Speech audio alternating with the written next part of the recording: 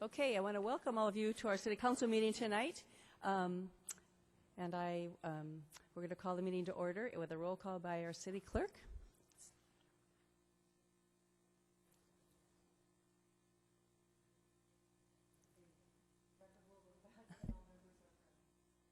Okay, today we're going to have Nancy Jones, who's the president of the Women's Club of Vista, and she's going to do our invocation.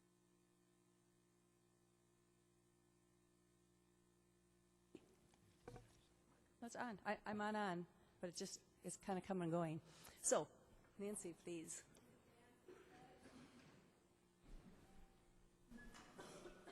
I pledge allegiance to the flag of the United States of America and to the republic for which it stands, one nation under God, indivisible, with liberty and justice for all. Please remain standing for the invocation if you choose. Mayor Ritter and council members, old and new, good evening. Thank you for the opportunity to come share this time of inspiration with you. Let us take a few moments together to reflect on our lives and our world and be grateful.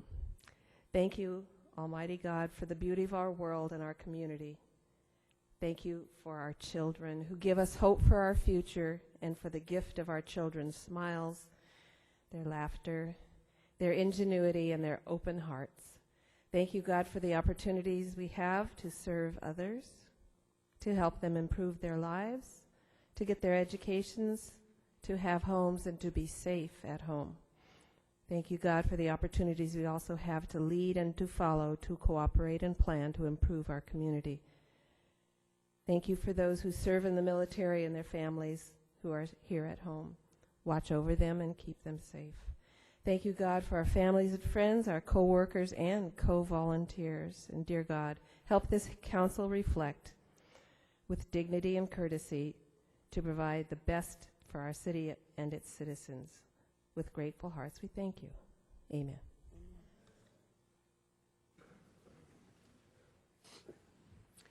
Thank you. In accordance with the Brown Act, I'd like to announce that as a result of convening simultaneous meetings, the members of the Buena Sanitation District will receive compensation of $147.75 for the district meeting pursuant to the Buena Sanitation District Ordinance 2006-1. So the next thing is the approval of the agenda by our City Manager, Patrick Johnson. Mayor, there are no changes to the agenda. We did have a closed session. Our City Attorney, Daryl Piper, can bring us out of closed session. Thank you, Mayor. Yes, the council met in closed session on the two items on today's closed session agenda. No action was taken that is required to be reported at this time. Okay, and we have a proclamation to read tonight on behalf of Sandag's iCommute program, declaring October 2013 to be Rideshare Month and Wednesday, October 9th to be Walk and Bike to School Day in the City of Vista. So I'll just read the proclamation from here. And it says, whereas the month of October is Rideshare Month and Wednesday, October 9th is Walk and Bike to School Day, and whereas reducing peak period traffic congestion and providing alternatives to driving alone improve the environment by decreasing vehicle emissions, including greenhouse gases. The San Diego Association of Governments, otherwise known as SANDAG, is sponsoring Rideshare Week 2013 from October 7th through the 11th. It's a national week-long event to promote carpooling, vanpooling, public transit, teleworking, walking and biking to work and to school. Walk and Bike to School Day 2013 is an event that increases the number of children safely walking and biking to school while raising awareness of the health and environmental benefits of walking and biking. Sandag's iCommute program is sponsoring the regional Walk and Bike to School Day through its school pool program called Walk, Ride, and Roll to School campaign. This is an event that increases the number of children safely walking and biking to school while raising awareness of the health and environmental benefits of walking and biking. So now, therefore, the mayor and members of the Vista City Council encourage local employers to offer incentives to employees to use alternatives to solo driving, such as biking to work, throughout the year, and do hereby proclaim October 2013 as Rideshare Month and Wednesday, October 9th as Walk and Bike to School Day in the City of Vista. So with that, I'm hoping all of you get your bikes out and do some bike riding and walking on October the 9th, especially the Walk and Bike to School Day in the City of Vista. So with that, we'll move on to the rest of our agenda. And next thing on our agenda is our consent calendar. And the recommendations on the consent calendar will be enacted in one motion unless an item is removed from the calendar. Any member of the public may remove an item by submitting a request to speak card to the clerk's secretary. Items removed from the consent calendar will be considered immediately after the adoption of the calendar. And we have removed item C3, C4, C5, and C7. So that leaves us items C1, C2, what did I say? C6. And C6 that I need a motion for. I move to approve the consent items. I'll second that. Okay, please cast your votes. Would the city clerk make note of my yes vote with recording a no vote on item C6? Okay. Let's see. The next thing on our agenda, we'll do the first thing that was pulled off, and that's item C3, which are unclaimed trust deposits, directing the city treasurer to deposit unclaimed trust deposits in the city's general fund, and that's Alejandro Sanchez is their speaker.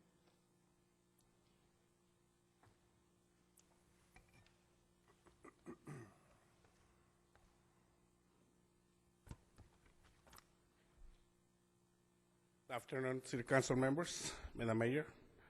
I invited one of my friends to come over today. Unfortunately, he got stuck on the traffic. But, you know, this item, it was a good thing for him to talk about it tonight. 2 years ago, Mr. Isaias Gonzalez found $10,000 in the dumpster here in the city of Vista. $10,000. The police came over, get the money, and they kept it for them. My friend Isaias Gonzalez hired an attorney, and up until now, they don't know where the money goes. Maybe it goes to your fund, and I'm not sure if this is what referring that when you get $1,000 and you deposit in your general fund. I wonder if this is what you do, you know, if the police department, you know, all of a sudden got $10,000 in the pocket because a very honest man, Isaias Gonzalez, who's coming in a few minutes, found $10,000 and called the cops, and the cops came over and kept the $10,000. He asked for a receipt. He asked, what did you do with the money? And they say, well, we fired the detective who was in the investigation. What about the police? Nobody knows what happened with the $10,000. I wonder, you know, if this is what they do in the city. You know, if you find a very honest man who found $10,000 in the dumpster and called the cops, and the cops got the money and kept it for the city, which I believe this is where the money goes to your general fund. I don't know. But, you know, I think he's going to come later on and he's got a letter for the mayor. He's got an attorney because he wanted to know, what do you do with the money? I'm a very honest man, very good Christian man, and I try to do the right thing. How many people will return $10,000 that if they found in the dumpster? $10,000, and the police kept it with them. They don't want to tell where is the money. Everybody's quiet. They just saying, we fired this guy, and I don't know where the money. So I'm thinking, maybe they put him in your general fund. Maybe. I don't know. I don't think so. You need to talk to the police about that. I need a motion on this, unless anybody has any questions. I make a motion to approve item C3. I'll second. Okay, please cast your ballots.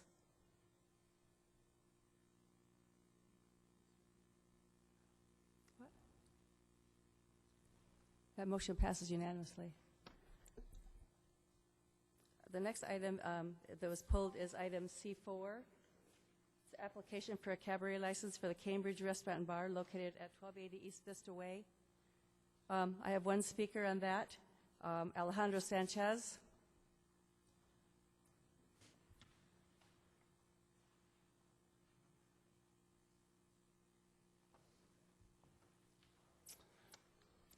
last city council meeting I attended, and it was very interesting that our mayor approved a cabaret that they're going to sell liquor, and I believe they were selling liquor.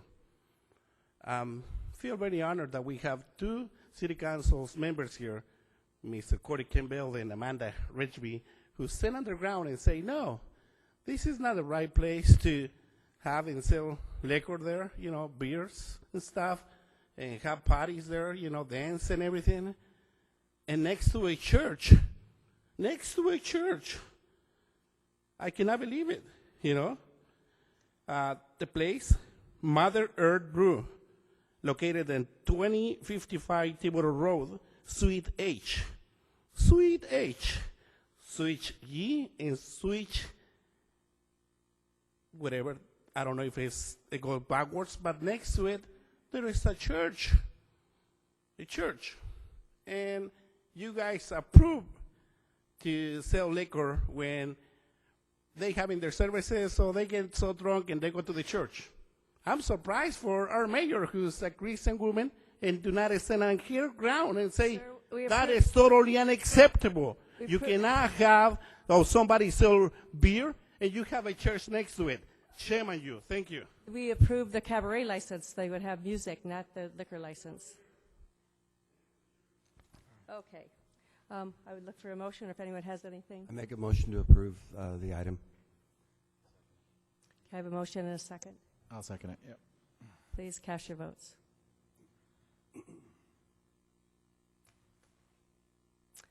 That motion passes with one abstention. One no. One no.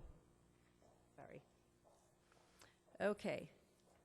The next issue is C5, which is our Community Development Block Grant, Consolidated Annual Performance and Evaluation Report. And we have one speaker. Did anybody want to report on this, or just the speaker? I'm going to start with the speaker. Okay, start with the speaker. The speaker is Chuck Rabel.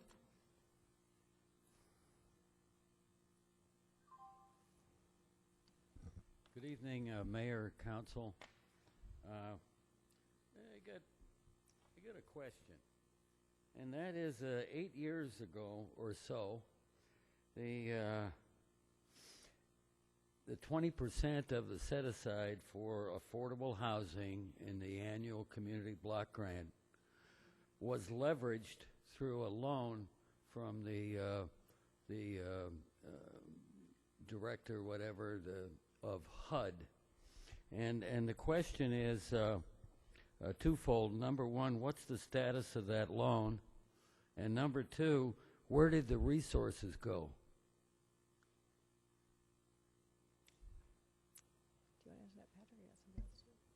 Mr. Rabel, are you referring to the loan for the Vista Village Center, the $5.6 million loan? Is that what you're referring to? I'm referring to leveraging the 20% of the HUD annual community block grant money, and it was, the 20% is the set aside for affordable housing.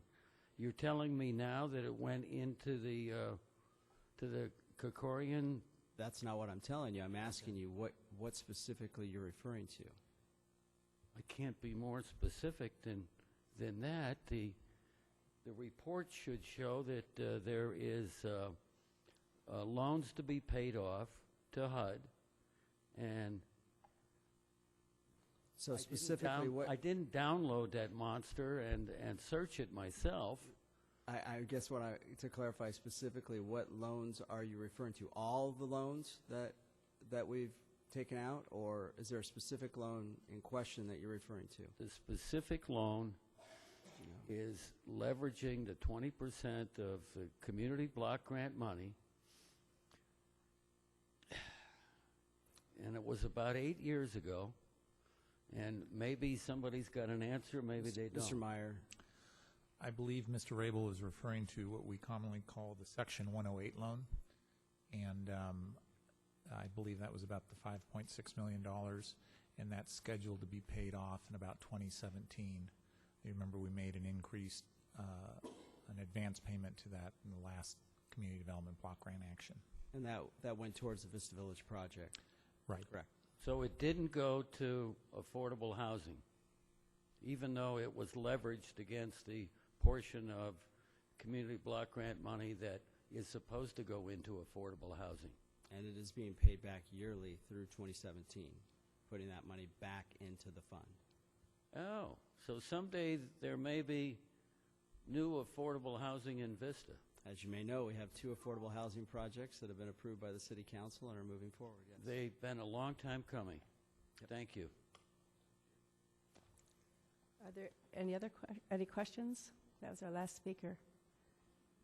I would entertain a motion then. I'll make the motion. Second. Okay, please cast your ballots.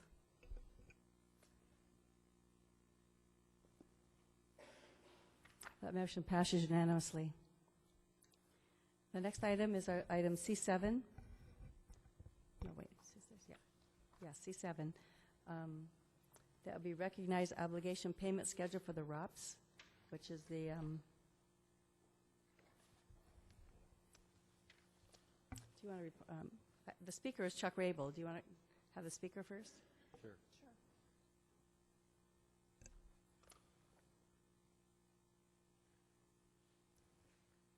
I was appointed to the oversight board of a successor agency by Supervisor Horn. We have a meeting tomorrow of the oversight board, and this is the only item that's on the agenda. Question being, what's the role of the oversight board? Other than to rubber stamp what's put in front of us. I guess to simply put, the role of the oversight board is to oversee the transactions that are made on behalf of the successor agency, that the successor agency body does going to the Department of Finance. So I appreciate that, and I also appreciate that this is a required report. And correct. From a personal and a former business standpoint, the obligation payments are one thing, the assets are another thing, and maybe we should go beyond what's just required and come up with a balance sheet. Thank you. Are there any questions from the council on this item? No. Then I would look for a motion. I'll move that we adopt item C7. Second. Please cast your votes.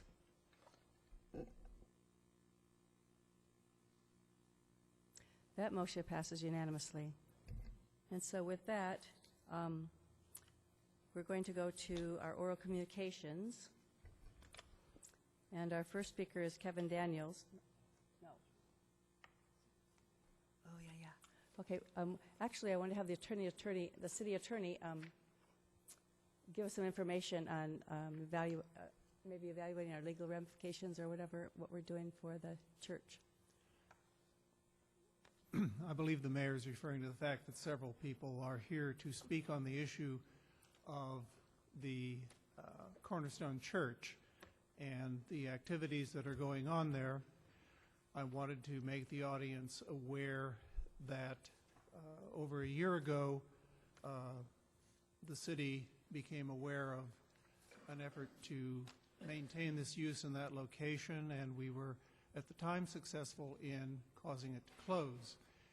It reopened without notice to us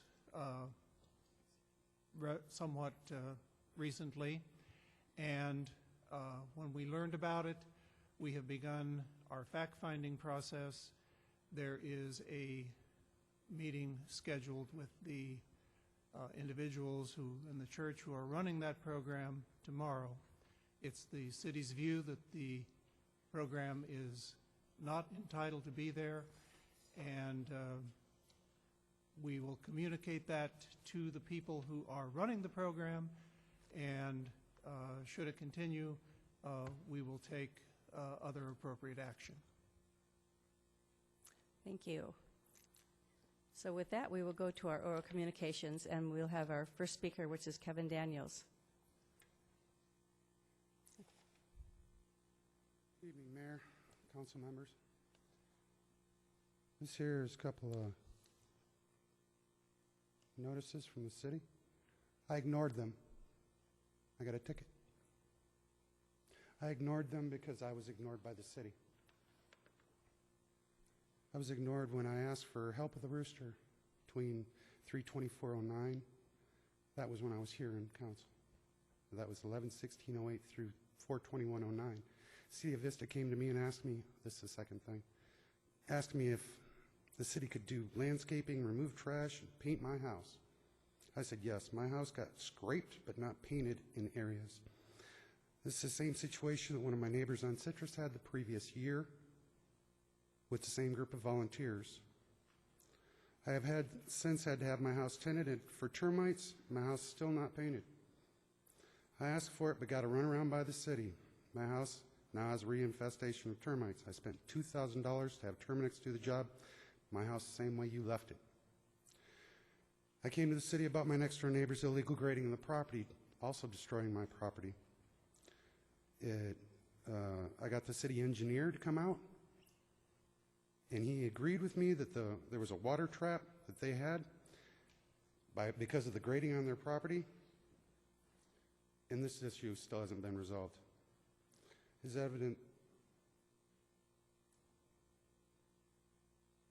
It is very evident that the grading has been altered in multiple ways and it has multiple effects on my property. The third one is EDCO trash.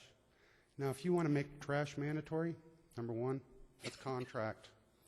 And contracts are between two people that are negotiable. This is an unnegotiable contract. If it was me, just my recommendation, that you would have it multiple ways, such as once a month trash. I don't have enough trash to do 4 times a month. So if you renegotiate that for multiple people, it might be a benefit for everyone. You wouldn't have a problem with it. I don't know what you're going to do with the other things, but I'll probably end up paying the $100 ticket just because I don't like to argue and I don't like to be confrontational. But I figured since I got tickets from you to put me in a contract, that I would go ahead and give you things that you've broken in your contracts. Thank you for your time and consideration. Thank you, sir. Chuck Rabel?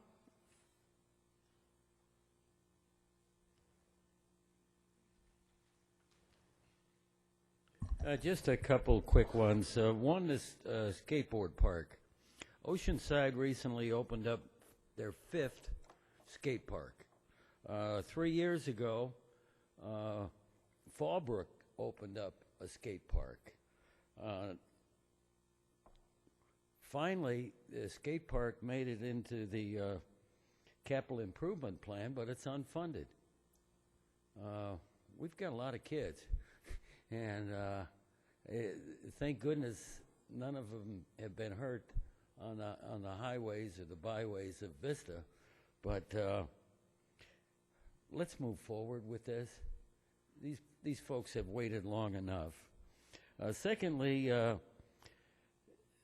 local breweries are in the news, and the head of economic development takes credit, at least in the paper, and yet the former OG's Pizza, which has a brewery, a big brewery on site, sits vacant for the last 4 or 5 years.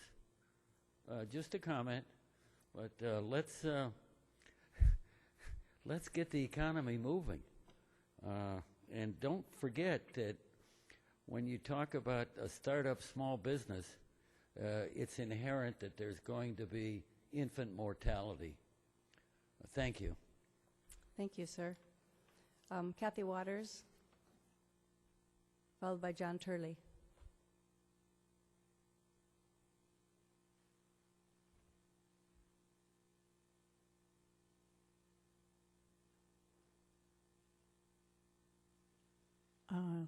Yes, this is on. My name is Kathy Waters. I live at 903 Crestview Road in Vista. And thank you for your words of explanation about the situation at the Cornerstone Church. There's several people here tonight that will probably speak to that problem from various points of view. I have a letter that I have yet to finish writing. I'm not quite done venting.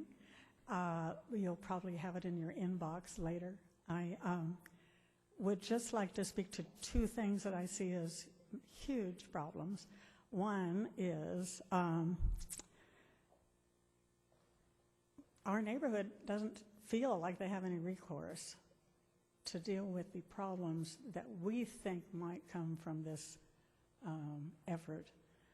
No one really thinks it's a bad thing providing a place for people that are homeless to be safe. No one thinks that's a bad thing. It's just that there is a human nature kind of problem that's associated with it. And even other people have talked to us and said, we have people that take care of this and will take care of that and will report this, and it'll, we don't see the recourse that we have to deal with problems that we know are going to arise. The other side of this, flip side of this thing, they're already there. And so what if they leave? They have put the name and address of the church all over town. It is known in the communities, the shelters, the homeless communities. It is known where this church is. What if the Dreams for Change people go away? They're gone. The controls that they believe that they have to exert over the situation are gone. The parking lot is dark. The parking lot is empty. The parking lot is open territory, as I see it. I just want to add that as a flip side of the coin. It's a bad situation for us as we see it. We're willing to hear more, but we need a lot more in the way of assurances regarding our recourse and what happens later. Thank you. Thank you. It's Joan Turley. I apologize, Joan. Sorry about that. Joan Turley, followed by Craig Thompson. Good evening, Mayor and City Council, Patrick and Daryl, and Marcy.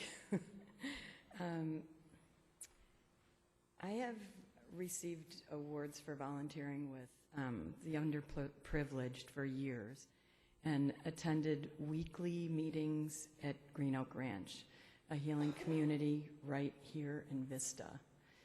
I've taken part in numerous baptisms of men from Brother Benno's in Oceanside, and within the past 5 years, I took a homeless man into my home. I'm not against the homeless, but I am against Dreams for Change moving into Cornerstone Church for the following reasons. It's the wrong location. The church is located at the end of a narrow, unlit street with no sidewalks, and their parking lot is not lit up. The church was granted a special use permit to be a church, not a homeless shelter. If the church wishes to reach out to the homeless, then the members of the church should open their homes to the homeless and their driveways to their cars. The church should be a good neighbor and not impose their programs on their neighbors. I ask you, if the church's teaching was that everyone should be joyful, does that therefore imply that they should be allowed to install a permanent carnival on their parking lot to fulfill their church's purpose? Vista and North County already have plenty of organizations dedicated to caring for the homeless. Operation Hope, which you are all familiar with, Solutions for Change, Green Oak Ranch, St. Francis Charity, Lifeline, Interfaith Community Services, in which 37 Vista churches alone participate, including Cornerstone. At the meeting last night that I attended at the church that was put on by Dreams for Change, the administrators, in my opinion, ignored the valid concerns of my neighbors. At the mention of strangers walking in the street or seeing persons under the influence, the CEO simply denied they were part of their program. Yes, they probably were not part of their program, but they were most likely the cast-offs of their program, now roaming in our streets. Dreams for Change. You may be able to bully your way into my neighborhood. You may even be able to win a court battle with your deceitful ways. But you will never be able to bully your way into the hearts of my neighbors. and thus I believe you will never be welcome there. Thank you. Thank you, Joan. Craig Thompson, followed by Victor Waters. Good evening. Craig Thompson, 1102 Prospect. First off, I would like to thank Amanda Rigby for going to the meeting last night. We appreciate you being there. I am not opposed to this program. I'm not opposed to the homeless. I am very opposed to the location of this program. The program itself, I think they probably run a decent program. And I'd be happy to see it in your parking lot here, in Walmart's parking lot, someplace else, but it doesn't belong in a residential neighborhood, period. You know, a lot of these are the same issues that we fought with the Crestview School that a lot of you know we just prevailed with finally, but it's going to be the same problem. And it's, you know, they start out, they said they have 200 parking spaces. They're going to begin with 25, but no talk of how they would increase it, or when they would increase it, or why they would increase it. And if we were talking about 200 cars going down there plus support staff, that's probably 250 people minimum a day. That's 500 trips a day. That probably doubles the traffic on Crestview, current traffic. So it's just it's a serious problem. We have no problem with the homeless. We have no problem with them being someplace, but it shouldn't be on the end of a small, winding residential street. So I think that's about it. I just think we support the program, but it just needs to be someplace else. Thank you, sir. Victor Waters, followed by Steve Grunke.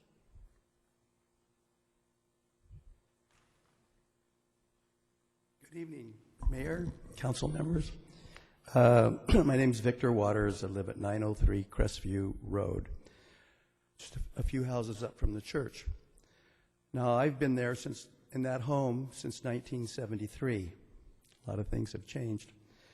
And one thing about that location is that it's a nice, quiet little vista, old-style vista neighborhood. It has narrow little roads. Okay, Craig just mentioned the fact that our entire Crestview community got together last year in opposition to the Vista Unified School District's plan to develop the old Crestview School into an adult school. And our concern, more than anything else, was the influx of a lot of traffic. And the way that the MND was presented, we had a lot of reasons to doubt that was really, we were going to have a problem. So as it resulted, we ended up in a negotiation with the school district, and we've come to a very good situation with handling that. We're now together with the Vista Unified School District on what goes on in that school. So when you get down to this church or the Dreams for Change, yes, it's a great idea, it's a great concept, but think of us in our little neighborhood down there.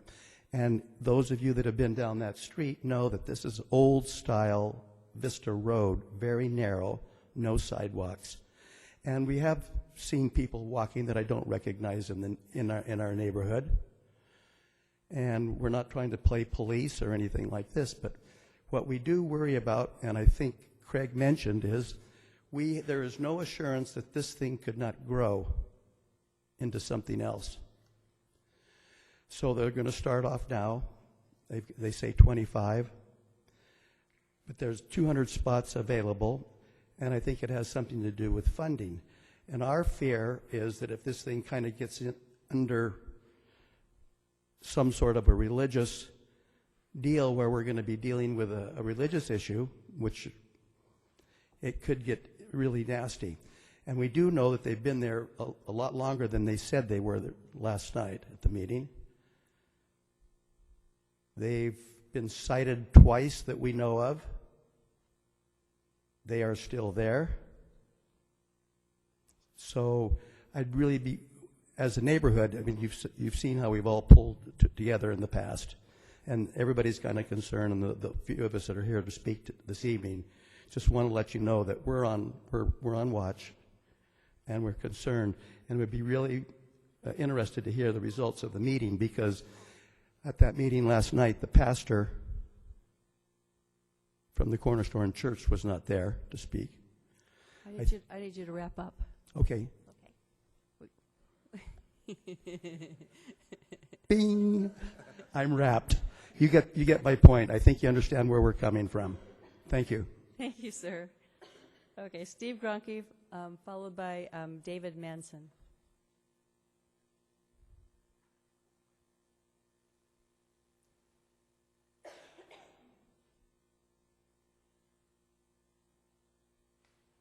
I see there's another heated discussion here tonight. Steve Gronke, I live at 3775 Emma Road in Vista, beautiful Vista. And I'm here tonight because after I left this council, I'd promised myself that I'd volunteer for some, I believe, important issues in town, and one of them is the Vista Conservancy.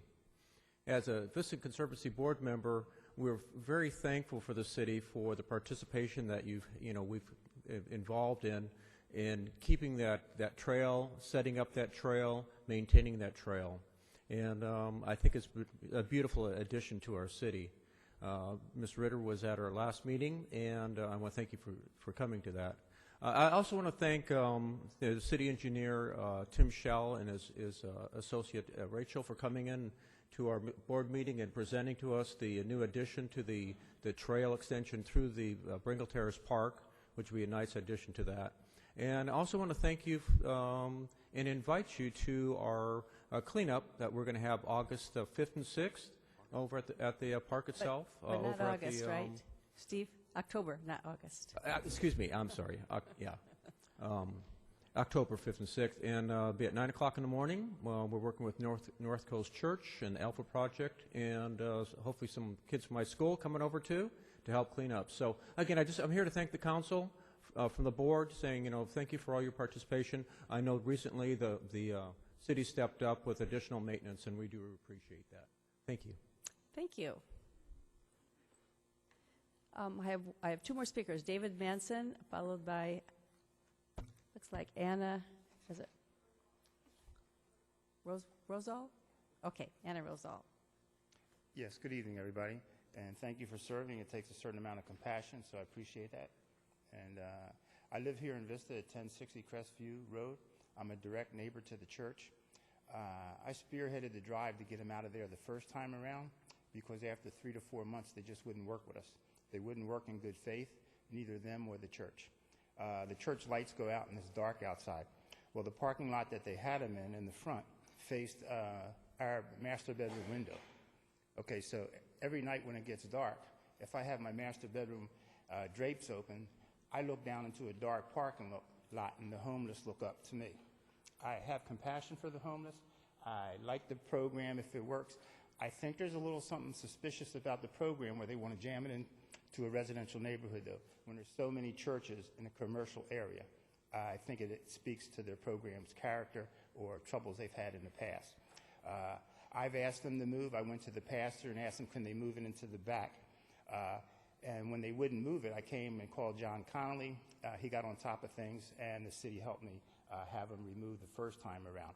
Now they're back again, and this time they came and we talked, and they said, well, if we put it back here, would that work for you? I says, okay, I have my privacy. Go ahead and let's see what happens, okay, because you're trying to do something worthy and help other people, whether they're, they were from our community or not. They just fell on hard times. But now the neighbors on that side are losing their privacy and getting into arguments with them. And so it's just a tough location to try to do the outreach work that they're doing. And they're not working in good faith with us. My biggest fear is if they get okay to stay there permanently, then that gives them a license to put it anywhere they want, and they don't have to have any concern for the residential neighbors. Okay? I built $1 million house a few years ago, and I lost it in the real estate thing. I didn't come close to being homeless because we had some funds, but I know how tough it is when your credit's shot and you try to go get rent an apartment, and you have to go up against the real estate thing. So finally, we were able to move where we're at, and we're under contract. But it's a little tough when you thought you moved into a beautiful neighborhood and you lose your privacy to a program that won't even work with you. So thank you for letting me speak. Appreciate it. Have a nice evening. Thank you, sir. Anna? And then maybe if someone with a green shirt would like to come and maybe tell us about who you are and what you're doing, that would be, if there's someone that would like to speak after Anna. Hi, and thank you for listening to our issue.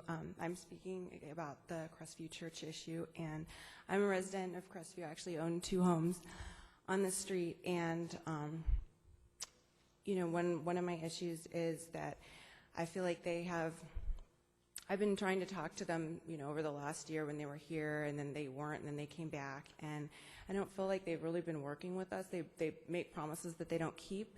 Anything that comes up that they can't answer, they just deny it. Like I said, me and pretty much everyone that has been on the street that's seen the people in the program has clearly seen people that are mentally ill, that are under the influence, and they just deny it. And the fact that there has been increased vehicle traffic and foot traffic, people that we don't know, they just deny it. And then they don't know when they do turn these people away from their program. They say that they screen them so well, but when they turn them away, they've just admitted they don't know where they go. They come, and then they go somewhere we don't know. And it's like has already been mentioned, that it's a really narrow street. It has poor lighting. We have no sidewalks. There are a lot of kids. I mean, me just coming out to, take my trash cans in and out, and I see a lot of the people, they have cars with, broken headlights, and they, whether or not they may be under the influence, they can't really see their drive. I've seen them drive erratically. That's, again, been denied. I mean, I was actually pulling out of my driveway, and I had one of the members of the program honk at me and flip me off. And it was just horrified. And, this happened. My tenants, that I actually lost my tenants because of this, because I had a husband and wife living there. They've been there for 4.5 years, and they left because the wife was she was uncomfortable when her husband was at work. She was totally uncomfortable with the program because she'd seen just weird people walking around, and it's, and so I actually haven't been able to rent it out again because I feel like I need to disclose this to anyone else that's going to move in, and because it's a small place, it's probably going to be, it's a single person, a single woman or a couple, or someone with kids. They don't like that. They just, so I'm having trouble now. I'm struggling with that, and so, I'm not feeling comfortable in my own home anymore. And I love this neighborhood. When I moved there, this is it's a great neighborhood, and it still is. But the fact that I'm not even comfortable in my own house now, it's just, this isn't fair. I mean, it's not that I don't want to help the homeless, but I feel like this is just not an appropriate location for it. Thank you. Thank you. I have one more speaker here.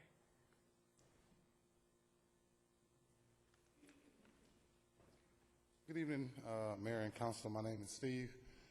The Greenway Church is actually You're talking to the microphone so we can hear you. We've been selected through Greenway to help participate in some of Vista activities such as the Strawberry Fest, the Taste of Vista, the parades, and the cleanup day that was just the other day. And what we do, I'm the manager of a 60-bed sober living facility, and we go and we participate in those activities. And everything from graffiti removal, cleaning up the transit centers, and things of that nature. And so Greenway is a nonprofit that helps support the cleanliness of Vista. Real quick, as listening to some of the voices of the community about the homeless, being a manager of a 60-bed facility, there's a lot of homeless here in Vista with social disorders, with addictions and things of that nature. And I think it's so easy to become numb to the human experience when your California King bed with the satin sheets and your refrigerators is full. We prayed, she said a prayer in the beginning, and she prayed for our children. Well, those are the children. Thank you for letting me speak. Thank you, sir. Thank you. Okay, with that, that's the end of our speakers. We just have remarks, and I think I'll start with Councilmember Rigby. Are you on? Thank you.